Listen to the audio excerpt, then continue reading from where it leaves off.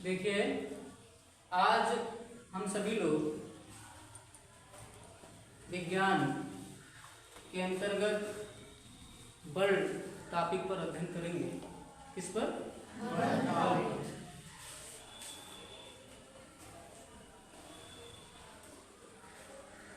बल की अंग्रेजी क्या है?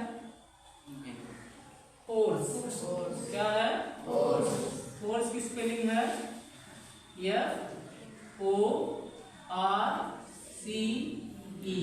क्या है? फोर्स। बल क्या है? अब जनरल भाषा में आप कहते हैं कि हम किसी सामान को एक स्थान से दूसरे स्थान तक ले जाते हैं तो उसमें क्या लगता है? बल लगता है।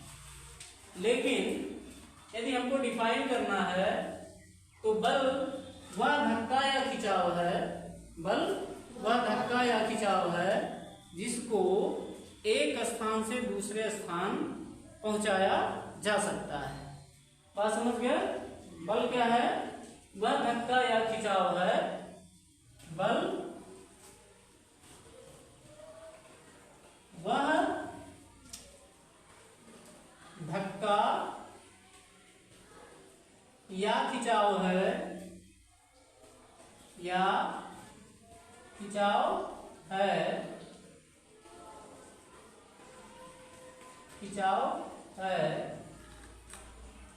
जिसके द्वारा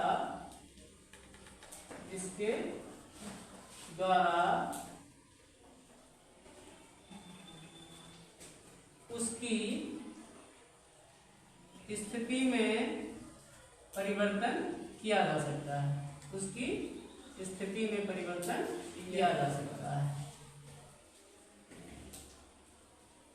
स्थिति में परिवर्तन किया जा सकता है।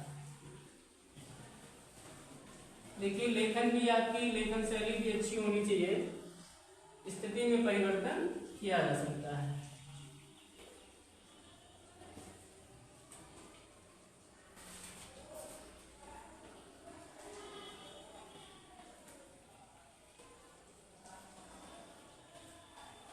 इसको इन्वर्टेड कामा हम बंद कर देते हैं। तो बल का परिभाषा, बल वह धक्का या खिंचाव है जिसके द्वारा उसकी स्थिति में परिवर्तन किया जा सकता है।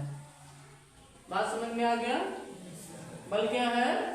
बल वह धक्का या खिंचाव है जिसके द्वारा उसकी स्थिति में परिवर्तन किया जा सकता है। या हम यह कह सकते हैं कि बल एक प्रकार की ऊर्जा है।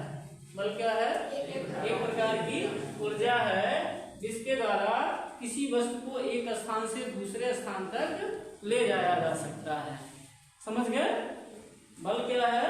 एक प्रकार की ऊर्जा है। बल एक प्रकार की ऊर्जा है जिसके द्वारा हम किसी एक वस्तु को उठा करके किसी दूसरे स्थान पर ले जा सकते हैं। अब देखिए, एग्जाम्पल स्वरूप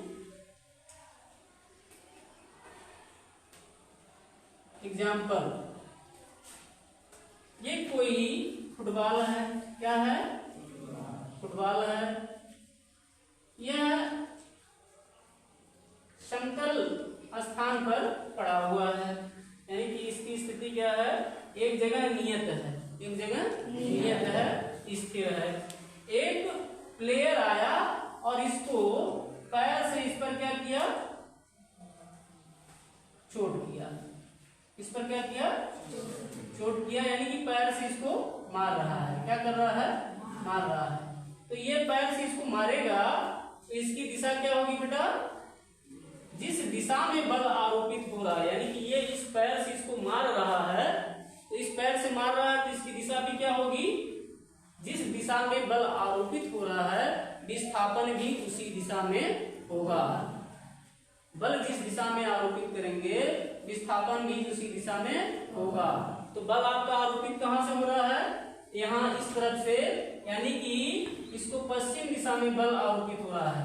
पूरब से पश्चिम दिशा में बल आरोपित हो रहा है। तो ये फुटबॉल खिसक करके कहाँ आ जाता है?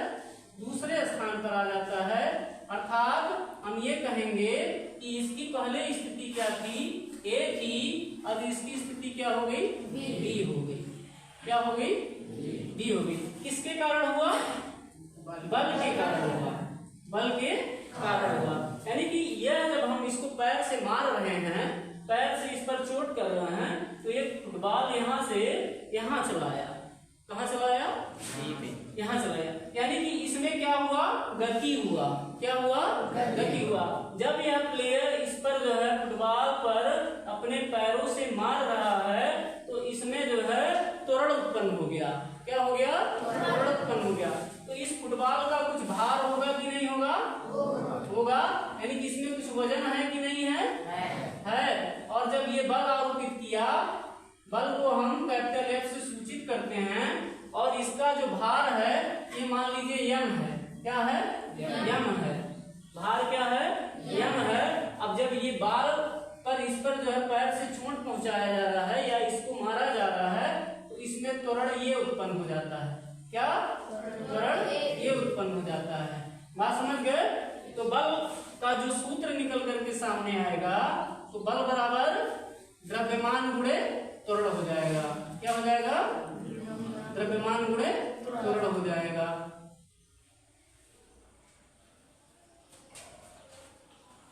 तो बल को हम कैपिटल F से सूचित करते हैं, क्योंकि इसकी जो स्पेलिंग होती है, फोर्स की स्पेलिंग, यानी कि बल की स्पेलिंग क्या है, फोर्स है। तो इसका पहला अक्षर हम इसको संकेत मान लेते हैं। क्या मान लेते हैं, संकेत मान लेते हैं। तो द्रव्यमान का क्या होगा, मोमेंटम। द्रव्यमान को क्या कहते हैं, मोमेंटम कहते हैं। तो इसका हम पहला अक्षर क्या हो जाएगा, m हो जाएगा। और त्वरण को हम एक्सीलरेशन कहते हैं। क्या कहते हैं, एक्सीलरेशन कहते हैं। इसका पहला अक्षर a से होगा। इस प्रकार बल का जो सूत्र सामने आएगा निकल करके, वो F बराबर m a। क्या हो जाएगा, m गुणे a हो जाएगा। तो F बराबर m a हो जाएगा। ठीक है, ये रहा आपका बल का सूत्र रहा। किसका सूत्र रहा, बल का सूत्र। तो कोई आपसे पूछता है कि बल का सूत्र क्या है, तो क्या बताएंगे आप, F बराबर m a। अर्थात बल बराबर द्रव्यमान गुणे त्वरण है। बल बराबर द्रव्यमान गुणे त्वरण होता है। अब देखिए बल की इकाई क्या है, यानी कि बल का मात्रक क्या है। बल का मात्रक क्या है, तो बल का मात्रक न्यूटन होता है। क्या होता है, न्यूटन होता है। तो न्यूटन क्या है, अब यह भी प्रश्न है कि सर न्यूटन क्या है। आप लोग ये सोच रहे होंगे ना कि न्यूटन क्या है, न्यूटन आखिर आया कहां से, बात समझ गए ना। तो न्यूटन को हम मतलब 1 न्यूटन बराबर 1 किग्रा मीटर प्रति सेकंड स्क्वायर होता है। क्या होता है, 1 किग्रा मीटर प्रति सेकंड स्क्वायर, यानी कि 1 न्यूटन बराबर 1 किग्रा मीटर प्रति सेकंड स्क्वायर होता है। समझ गए ना। तो इस प्रकार बल के बारे में आज आपको बताया गया है। नेक्स्ट आपको दूसरे दिन बताएगा। ठीक है।